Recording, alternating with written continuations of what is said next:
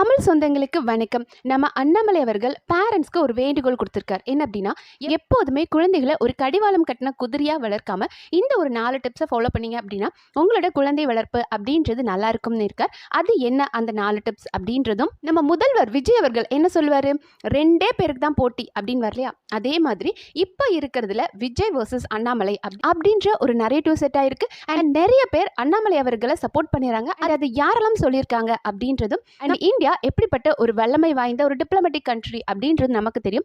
But நம்ம பக்கத்தில் இருக்கிற குட்டி நாடான பங்களாதேஷ் நம்மள மிரட்ட ட்ரை பண்ணிட்டு இருக்காங்க. அவங்களுக்கெல்லாம் பயந்தவரா மோடிஜி, கேரே செட்டிங்கா அப்படின்ற மாதிரி சம்பவம் பண்ணிட்டு இருக்காரு. அது என்ன சம்பவம் அப்படின்ற எல்லாத்தையும் தான் இன்னைக்கு வீடியோல பார்க்க போறோம். நம்ம அண்ணாமலை அவர்களை பார்த்தோம் அப்படின்னா ஒரு ஸ்கூல்ல பேசியிருக்கார். அங்க என்ன சொல்லியிருக்கார் அப்படின்னா, இந்த குழந்தை வளர்ப்பு அப்படின்றதுல நம்ம எல்லா பேரண்ட்ஸுமே பண்ற ஒரு தப்பு என்ன அப்படின்னா, நம்ம குழந்தைக்கு வருதோ வரலையோ படி படி படி படி அப்படின்னு அவங்கள போட்டு புஷ் பண்ணிட்டே இருக்கிறோம். எல்லாருமே படிச்சு டாக்டர் ஆயிரும், இன்ஜினியர் ஆயிரும், எல்லாருமே வந்து 90% அபோவ் வரணும் அப்படின்னா முடியாது. ஒரு குழந்தைக்கு எது வருமோ அதை தெரிஞ்சுக்கணும். அந்த குழந்தையோட பலம் பலவீனம் அதை தெரிஞ்சு அந்த குழந்தைகளுக்கு எது வருதோ அதுல அவங்க டேலண்டடா வரணும் அப்படின்றத முன்னெடுங்க. அண்ட் இன்னைக்கு இருக்கிற உணவு முறை அப்படின்றது எவ்வளவு மோசமா இருக்கு அப்படின்னு நமக்கு தெரியும். நம்மளோட குழந்தைகள் எல்லாருமே வீட்டில் நம்ம சத்தான உணவுகள் கொடுத்தா அதை சாப்பிட மாட்டாங்க. பட் இந்த பேக்கெட் ஐட்டம்ஸ் இருக்கு இல்லையா, இதைத்தான் விரும்பி ரொம்ப சாப்பிடுறாங்க. என்ன காரணம் அப்படின்னா, அதுல நிறைய கெமிக்கல்ஸ் கலந்து ஒரு அடிக்ஷன், நாக்கில் வச்சதும் அந்த ஒரு டேஸ்ட் வாவ் அப்படின்னு சொல்லி இந்த பேக்கெட் ஐட்டம்ஸை சாப்பிட ஆரம்பிக்கிறாங்க. பட் இதனால நம்மளோட குழந்தைகளுக்கு ரொம்ப பாதிப்பு வரும். அண்ட் இப்போ நம்மளோட இந்தியாவை எடுத்துக்கிட்டோம் அப்படின்னா, நம்மளோட diabetic patients, BP patient, cancer patient, இதில் எல்லாத்துலேயுமே இந்தியா தான், இந்த நோய்கள் எல்லாத்துலேயுமே இந்தியா முதன்மை நாடாக இருக்குது. இது எவ்வளோ பெரிய வருத்தமான விஷயம். ஏன்னா நம்ம கிட்ட அவ்வளோ சத்தான தானியங்கள் எவ்வளவோ இருக்குது. அதை விட்டு இந்த மாதிரி குப்பை உணவுகளை சாப்பிடக்கூடாது. ஸோ முடிஞ்ச அளவுக்கு குழந்தைகளுக்கு புரிய வச்சு இதுலேயும் நீங்கள் டேஸ்ட்டாக செஞ்சு கொடுக்க முடியும், இதுவும் ஹெல்தி அப்படின்றத சொல்லி கொடுத்து வளருங்க. இது ஒரு சின்ன மாற்றம் தான் நம்மளோட உடல்நிலை ஆரோக்கியத்துக்கு ரொம்ப முக்கியம் அப்படின்றாரு. ஏன்னா இன்னைக்கு குழந்தைகள் யாரும் வெளியே போய் விளையாடுறதே கிடையாது. எல்லாரும் ஃபோன்ஸை வச்சுட்டு உட்காந்துக்கிறாங்க. ஓடி ஆடி விளையாட்டாதான் இந்த மாதிரி பிரச்சனைகள், ஒபிசிட்டி அப்படின்றது ரொம்ப ஜாஸ்தியாயிட்டு இருக்கு இப்போ இருக்க குழந்தைகளுக்கு. ஸோ தயவு செஞ்சு ஓடி ஆடி விளையாட வைங்க. வெளி உலக அனுபவம் அவங்களுக்கு ரொம்ப முக்கியம். வறுமைனாலே என்னன்னு இப்போ இருக்க குழந்தைகளுக்கு தெரிய மாட்டேங்குது. பேரண்ட்ஸ் என்ன பண்றாங்க, புக்கில் காமிச்சு பத்தியா பாட்டி பத்தியா பாவமா இருக்காங்க பாரு குட்டி, உங்களுக்கு ஒரு நல்ல திங்ஸ் கூட இல்லை பத்தியா, இதான் வறுமை அப்படின்னு புக்கில் காமிச்சு கொடுத்தா அவங்களுக்கு புரியாது. ப்ராக்டிக்கலாக அவங்களுக்கு பழகணும். அதற்காக இப்போ ஒரு கவர்மெண்ட் பஸ் இருக்குது அப்படின்னா உங்கள் குழந்தைங்களை கவர்மெண்ட் பஸ்ஸில் அனுப்புங்க. என் குழந்தை பஸ்லலாம் போகாது, என் குழந்தை வேன் தான் போகும், கார் போகும் அப்படிலாம் இல்லாமல் உங்கள் குழந்தைகளை பஸ்ஸில் அனுப்பி பாருங்க. அப்போ தான் 4 பேர் கூட அவங்களுக்கு பழகுற அனுபவம் கிடைக்கும். அந்த 4 பேர் பார்க்கும்போது ஓ இப்படியெல்லாம் இருக்காங்களா அப்படின்னு குழந்தைகள் தெரிஞ்சுக்க முடியும். அப்படின்றத ப்ராக்டிக்கலாக நம்ம குழந்தைகளுக்கு என்னெல்லாம் சொல்லி கொடுக்கணும் அப்படின்றத ரொம்ப அழகாக அண்ணாமலை அவர்கள் சொல்லியிருக்காரு. பேரண்ட்ஸ் எல்லாருக்குமே ஒரு மென்டாலிட்டி இருக்கும். என்ன அப்படின்னா, நீ நல்லா படிக்கணும், படித்து வெளிநாட்டில் போய் சம்பாதிக்கணும், இந்த ஊர்லேயே இருக்காத அப்படின்றாங்க இல்லையா. இதை நம்ம நிறைய பேர் சொல்லி கேள்விப்பட்டிருப்போம். வெளிநாட்டில் நல்ல பணம் இருக்குது, சம்பாதிக்கலாம் அப்படின்ட்டு. அப்படி எல்லாரும் வெளிநாட்டுக்கு, திறமையானவங்களாம் வெளிநாட்டுக்கே ஓடிட்டு இருந்தா அப்போ நம்ம இந்தியாவோட நிலைமை என்ன ஆகுறது அப்படின்றாங்க. இதுதான் இப்போ ப்ரெசென்ட்டாக நடந்துட்டு இருக்கு இல்லையா. நல்ல படித்த அறிவான இளைஞர்கள் எல்லாம் வெளிநாட்டில் போயிடுறாங்க. அப்போ இந்தியா எப்படி முன்னேறும்? இப்போ அண்ணாமலை அவர்கள் நினைச்சிருந்தார் அப்படின்னா அவரை வந்து கர்நாடகாவில் தூக்கி வச்சு கொண்டாடினாங்க. அவரோட திறமை, காவல்துறையில அவரோட திறமை அப்படின்றத பார்த்து எல்லாருமே இப்படிப்பட்ட ஒரு போலீஸா அப்படின்னு பார்த்தாங்க. அவர் நினைச்சிருந்தாருன்னா இன்னும் அதிலே ஹையர் போஸ்டிங் வாங்கிட்டு அவர் பீஸ்ஃபுல்லா இருந்திருக்க முடியும். பட் நான் மட்டும் நல்லா இருந்தா பத்தாது, என் சமுதாயத்தை முன்னேற்றி கொண்டு வரணும் அப்படின்றதுக்காக தான் இந்த அரசியலுக்கு வந்திருக்காரு இல்லையா. அதை தான் அவரும் சொல்றாரு. ஸோ இதை மாதிரி நீங்களும் வந்து குழந்தைகளை வந்து வெளிநாட்டுக்கு அனுப்பணும், வெளியே நாகரிகம் இல்லை அப்படின்னு நினைச்சு கிராமத்தை விட்டு டவுன் பக்கம் ஒவ்வொரு குழந்தைங்களும் அனுப்பிட்டு இருந்தா இந்த குழந்தைகள் அவங்களோட சந்தோஷத்தை மறந்து எதுக்கு இங்க இருக்கிறோம், இந்த அர்பன் ஏரியால என்ன பண்றோம் ஒண்ணுமே தெரியாம போயிடும். ஸோ அவங்களுக்குள்ள ஒரு டேலண்ட் இருக்கும், அதை கண்டுபிடிங்க. அண்ட் மோர் ஓவர் நீங்க ரொம்ப அர்பனைசேஷன் போறதை விட உங்க குழந்தைகளுக்கு தற்சார்பு வாழ்க்கையை சொல்லிக் கொடுங்க. இயற்கையா அவங்களுக்கு தேவையான பொருட்களை, ஒரு உணவு பொருட்களை எப்படி தயாரிக்கணும், அதுக்கு என்ன செடி வைக்கணும் அப்படின்ற மாதிரி எல்லா விஷயங்களும் நீங்க சொல்லிக் கொடுங்க அப்படின்னு இருக்க சொல்றாரு. கிராமப்புறங்கள்ல பார்த்தோம் அப்படின்னா இந்த கோவிட் வந்ததுக்கு அப்புறம் நிறைய ஸ்கூல்ஸ் வந்து இல்லாம அழிஞ்சு போயிட்டு இருக்கு. ஏன்னா ஸ்டூடெண்ட்ஸ் வர்றது கம்மியாயிடுச்சு, இல்லைன்னா பக்கத்துல இருக்கிற டவுனுக்கு போயிடுறாங்க. அப்போ ஸ்கூல்ல ஸ்டூடெண்ட்ஸ் கம்மியானா டீச்சர்ஸ் கம்மியாகிறாங்க. அப்புறம் கொஞ்ச நாள் அந்த ஸ்கூலே இல்லாமல் போயிடுது. ஸோ குழந்தைகளை நீங்கள் இருக்கிற இடங்கள்லே படிக்க வைங்க. இது வந்து ஃபாரினில் நடக்கும். இப்போ ஃபாரினில் நம்ம இருக்கோம் அப்படின்னா நம்ம வீட்டு பக்கத்தில் இருக்க ஸ்கூல்ஸ்க்கே தான் நம்ம போயாகணும், வேறு ஆப்ஷன் கிடையாது. ஸோ அந்த மாதிரி நம்ம வெளிநாட்டுக்கு தான் அனுப்பணும் அப்படின்னு இல்லாமல் உள்ளேயே தற்சார்பு வாழ்க்கை அப்படின்றத சொல்லிக் கொடுக்கணும்னாரு. ஸோ கண்டிப்பாக இது எல்லா பேரண்ட்ஸும் ஞாபகம் வச்சுக்கோங்க. அண்ட் மோரோவர் உங்கள் குழந்தைக்கு என்ன வருமோ அவங்களோட ப்ளஸ் அண்ட் மைனஸை தெரிஞ்சுக்கிட்டு அவங்கள வளர்த்தா அவங்களுக்கு அது நல்லது. அடுத்த நியூஸ் பார்த்தோம் அப்படின்னா இப்போ ஒரு கருத்து கணிப்பு எடுக்கிறாங்க. கேட்குறாங்க, விஜய் அவர்கள் ஆட்சி எப்படி இருக்கு அப்படின்போது ஓகே நல்லா போயிட்டு இருக்கு. ஸோ இப்போ எதிர்க்கட்சி தலைவரா உதயநிதி இருக்கார், இதை நீங்க எப்படி பாக்குறீங்க அப்படின்னு கேட்கும்போது நிறைய மக்கள் என்ன சொல்லியிருக்காங்க அப்படின்னா, விஜய் அவர்களுக்கு சரியான போட்டி உதயநிதி கிடையாது, அண்ணாமலை அவர்கள் தான். ஏன்னா திமுக அதிமுக இந்த ரெண்டு திராவிட கட்சிக்கு மாற்றாதான் விஜய் அவர்கள் வந்தார். ஆனால் விஜயை விடவும் ஒரு பெரிய மாற்றமா மக்கள் அண்ணாமலையை பார்ப்பாங்க. ஏன்னா அண்ணாமலை அவர்கள் ஒரு படித்த அறிவான திறமையான இளைஞர். அவரோட நிர்வாகத்திறன் அப்படின்றது எல்லாத்தையுமே மக்கள் பார்த்திருக்காங்க. அவர் போலீஸா இருக்கும்போது அவர் என்னெல்லாம் பண்ணியிருக்கார் அப்படின்றது மக்களுக்கும் தெரியும். ஸோ இவர் வந்து கொஞ்சம் அரசியலுக்கு லேட்டா வந்துட்டார். அதாவது பிஜேபியில் இருந்து இப்போதானே தனியாக வந்திருக்கார், அதை சொல்றாங்க. ஸோ லேட்டா வந்துட்டார். பட் பெரிய போட்டி அப்படின்றது அண்ணாமலை அவர்களுக்கும் விஜய் அவர்களுக்கும் தான் இருக்க போகுது. ஆனால் விஜய் அவர்கள் பார்த்தோம் அப்படின்னா நடிகரா இருந்து வந்து அவர் ஒரு லைட் மாதிரி தான் வெளிச்சம் கொடுக்குறார். ஆனா உண்மையான வெளிச்சம் அப்படின்றது அண்ணாமலை தான். அவர் ஒரு சூரியன் மாதிரி, அவரோட வெளிச்சத்தை யாராலையும் மறைக்க முடியாது. அவரோட அறிவு திறனை பார்த்து நிறைய இளைஞர்கள் அவர் பக்கம் வந்திருக்காங்க அப்படின்றாங்க. அண்ட் ஒரு அம்மால இன்னும் கரெக்டான எக்ஸாக்ட் பாயிண்ட் சொன்னாங்க. என்ன அப்படின்னா, நிறைய இளைஞர்கள் அண்ணாமலை அவர்கள் பக்கத்துல வந்திருக்காங்க. அதுவும் ஒரு 35 அந்த 30 to 35 இருக்கிற இளைஞர்கள் புரிஞ்சுக்கிட்டு ஒரு புரிதலோட, அரசியல் புரிதலோட நம்ம இந்தியா எப்படிப்பட்ட நாடு, அதுல நம்ம தமிழ்நாட்டு மாநிலம் எப்படி இருக்குன்ற ஒரு புரிதலோட இருக்கிறவங்க அண்ணாமலை அவர்களை பார்த்து பாக்குறாங்க, படிக்கிறாங்க. ஏன்னா எங்க வீட்லயும் நிறைய பசங்க, அவங்க சொல்றாங்க அவங்க வீட்லயும் 2 பசங்க இருக்காங்க.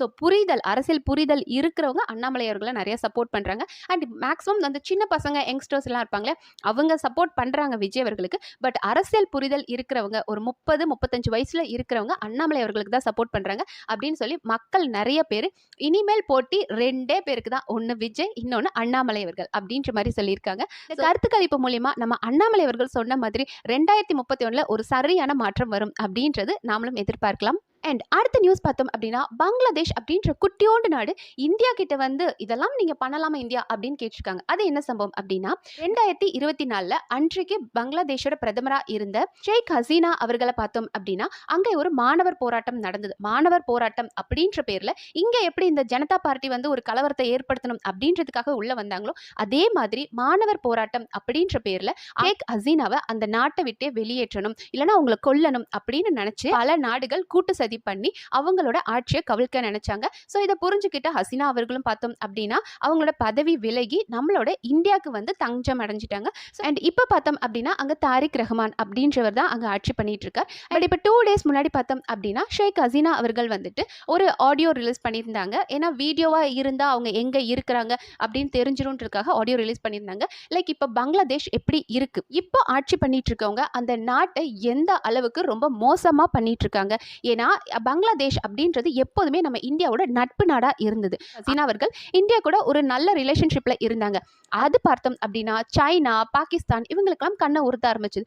அதாவது இந்தியாவுக்கு பக்கத்துல இருக்க நாடுகள் இந்தியா கூட ஒற்றுமையா இருக்கக்கூடாது, அவங்களுக்கு குடைச்சல் கொடுத்துட்டே இருக்கணுமே. ஆனா பங்களாதேஷ்ல பார்த்தோம் அப்படின்னா ஷேக் ஹசீனா ரொம்ப சப்போர்ட்டிவா இந்தியாவுக்கு இருக்காங்க, இந்தியாவும் இவங்களுக்கு சப்போர்ட்டிவா இருக்காங்க. இந்த உறவை பிரிக்கணும் அப்படின்றதுக்காக தான் ஸோ ஒரு மாணவர் போராட்டம் அப்படின்ற பேர்ல ஃபண்டிங் பண்ணி அவங்கள அந்த நாட்டில இருந்தே தூக்கணும் அப்படின்னு டிசைட் பண்ணாங்க.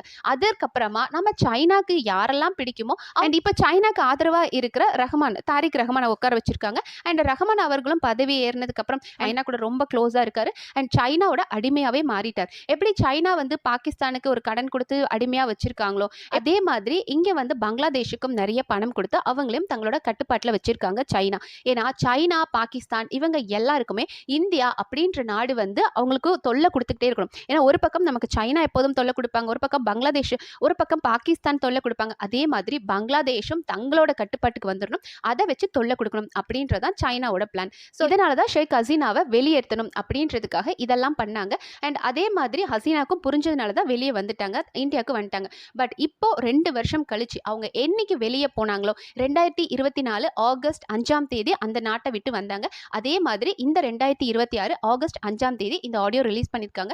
என்ன சொல்லியிருக்காங்க அப்படின்னா, இன்றைக்கு நம்மளோட பங்களாதேஷோட நாட்டு நிலவரம் எப்படி இருக்கு, நம்மளோட நாடு இவ்வளோ கடனா மாறி இருக்கு, என்ன ஆட்சி நிர்வாகம் பண்ணிட்டு இருக்காங்க, அப்படியே சைனாவோட அடிமையா மாறிட்டாங்க. ஆனால் என்னோட மக்களுக்கு என்னை பத்தி தெரியும் அப்படின்னு நான் நம்புறேன். ஸோ டிசம்பர்ல நான் கண்டிப்பா பங்களாதேஷ் வருவேன் அப்படின்னு இருக்காங்க. அதுக்கு முன்னாடியே பங்களாதேஷ்ல இருந்து நம்ம இந்தியாவுக்கு வந்து சொல்லிட்டே இருந்தாங்க, ஷேக் ஹசீனா உங்க நாட்டில் தான் தஞ்சம் புகுந்திருக்காங்க, அவங்கள எங்க கிட்ட கொடுத்துருங்க அப்படின்னு கேட்டுட்டு இருந்தாங்க. நம்ம இந்தியா என்ன சொல்லியிருக்கோம் அப்படின்னா, அவங்க எங்களை நம்பி வந்துட்டாங்க, நாங்க அவங்கள விட மாட்டோம் அப்படின்னு இருக்காங்க. இது நீங்க தப்பா அப்படின்னு கூட கேட்கலாம். ஏன்னா அவங்க அவங்க நாட்டுல அவங்கள ஒரு குற்றவாளியா பார்க்குறாங்க. ஏன்னா இந்த மாணவர் போராட்டம் அப்படின்ற பேர்ல போராட்டம், கலவரம் அப்படிலாம் நடந்து, இந்த ஒரு துப்பாக்கிச் சூடெல்லாம் நடந்து, அங்க மொத்தமா ஒரு 1200 பேர் கொல்லப்பட்டிருக்காங்க. மாணவர்கள் 1200 பேர் கொல்லப்பட்டிருக்காங்க அப்படின்னு சொல்றாங்க. பட் ஷேக் ஹசீனா என்ன சொல்றாங்க அப்படின்னா, 600 பேர் தான் மாணவர்கள் கொல்லப்பட்டாங்க. மீதி 600 பேர் தீவிரவாதிகள். அங்க தீவிரவாதிகள் உள்ள இருந்தாங்க. அவங்கள தான் நாங்க கொன்றோம் அப்படின்றாங்க. சோ அந்த 600 தீவிரவாதிகள் எதுக்கு உள்ள வந்தாங்க? இங்க நாட்டோட நிலைமையை சீர்குலைக்கணும் அப்படின்னு தானே வந்தாங்க அப்படின்னு ஷேக் ஹசீனா கேட்டுட்டு இருக்காங்க. பட் உண்மையாவே அந்த இடத்துல தீவிரவாதிகளை உள்ள இறக்கி விட்டு இந்த கலவரத்தை பெருசு பண்ணி ஷேக் ஹசீனாவை ஒன்னு அரெஸ்ட் பண்ணணும், இல்ல தூக்குல போடணும். இதை பண்ணி முடிச்சுட்டு சாதகமானவங்களை உள்ள கொண்டு வரணும் அப்படின்றதான் சைனா பாகிஸ்தானோட பிளானா இருந்தது. இந்தியாவுக்கு அது புரிஞ்சதுனாலதான் அவங்கள நம்ம அன்னைக்கு தரமாட்டோம் அப்படின்னு சொல்லிட்டோம். பட் குற்றவாளிகளை நம்ம பரிமாறிக்கணும். இப்போ ஒரு குற்றவாளியா இருக்காங்க, இந்தியாவில் ஒரு குற்றம் பண்ணிட்டு பங்களாதேஷ்ல போய் ஒழிஞ்சிக்கலாம் அப்படின்னு பார்த்தா அது நடக்காது. ஏன்னா கவர்மெண்ட் அன்னைக்கே வந்துட்டு நம்மளோட மன்மோகன் சிங் கவர்மெண்ட்டும் சரி, இவங்க ஹசீனாவும் சரி ஒரு அக்ரிமெண்ட் போட்டிருந்தாங்க. குற்றவாளிகளை நம்ம நாடு கடத்தலாம். ஏன்னா ஒரு ஊர்ல குற்றம் பண்ணிட்டு இன்னொரு நாட்டில் வந்து புகுந்துக்கலாம் அப்படின்னு நினைச்சா அது பண்ண முடியாது. ஆனால் இங்க வந்து அவர்கள் குற்றவாளி, நம்மளோட ஷேக் ஹசீனா குற்றவாளி அப்படின்றத தாண்டி அரசியல் பழிவாங்கலுக்காக தான் இப்போ அவங்கள பிடிக்கணும் அப்படின்னு நினைக்கிறாங்க. ஏன்னா ஷேக் ஹசீனாவை விட சைனாக்கு யார் ஃபேவரா இருப்பாங்க அப்படின்னா தாரிக் ரஹ்மான் ஃபேவரா இருப்பாங்க. அப்ப ஷேக் ஹசீனா மேல நம்ம போய் வழக்குகள் போட்டு அவங்களுக்கு தூக்கு தண்டனையோ இல்லைன்னா அவங்கள ஜெயில பிடிச்சு போடணும், அவங்களை எப்படியாவது கொல்லணும் அப்படின்னு ஆசைப்படுறாங்க. பட் இதுவும் நம்ம அக்ரிமெண்ட்ல அன்னைக்கே சைன் பண்ணியிருக்கோம். அரசியல் பழிவாங்கலுக்காக ஒருத்தர் ஒப்படைக்க சொன்னா நம்ம பண்ணணும் அப்படின்ற அவசியம் கிடையாது. அதை தான் இந்தியா ரொம்ப தைரியமா பண்ணிட்டு இருக்கு. ஸோ ஒரு குட்டி நாடு பங்களாதேஷ்ன்ற ஒரு குட்டி நாடு பக்கத்துல சைனா பாகிஸ்தான் இருக்கிறாங்கன்ற தைரியத்துல அவங்க ஆடினாங்கன்னா உலக நாடுகளே இந்தியாவை பார்த்து இந்தியா எப்படிப்பட்ட ஒரு டிப்ளமேட்டிக் கண்ட்ரியா இருக்கு, எல்லா நாடுகள் கூடயும் கரெக்டா போயிட்டு இருக்காங்க, அடிக்க வேண்டிய இடத்துல அடிக்கிறாங்க, ஏற வேண்டிய இடத்துல ஏறுறாங்க அப்படின்னு உலக நாடுகளே இந்தியாவை அப்படி வியந்து பார்க்குற இடத்துல இத்தனோண்டு பங்களாதேஷ், அதாவது நான் பாகிஸ்தான் இருக்கு அப்படின்றதுக்காக ஆடினா மோடிஜி விட்டுருவாரா? அண்ட் இவங்களுக்குலாம் பயப்பட முடியுமா அப்படின்ற மாதிரி இன்னும் ஷேக் ஹசீனா நம்ம கூட தான் இருக்காங்க. பட் அவங்க டிசம்பர்ல போகணும் அப்படின்னு ஆசைப்பட்டா டெஃபினட்டா அனுப்பி விட்டுருவாங்க. பட் நீங்க யோசிக்கலாம், ஷேக் ஹசீனாவால நமக்கு இப்போ என்ன லாபம் இருக்கும்? அவங்க வந்து அவங்க ஊர்ல குற்றவாளி, அவங்க நாட்டில் குற்றவாளி அப்படின்றாங்க. பட் இப்போ அங்க தாரிக் ரஹ்மான் தானே இருக்கார், அவருக்கு நம்ம கூட இருந்தாலாவது லாபம் தானே அப்படின்னு பார்த்தா தாரிக் ரஹ்மான் என்னைக்குமே நம்ம சைட் வர மாட்டார். ஏன்னா அவர் அங்க உள்ள கொண்டு வந்ததே சைனா தான். சோ சைனாக்கு தான் அவர் விசுவாசமா இருப்பார்.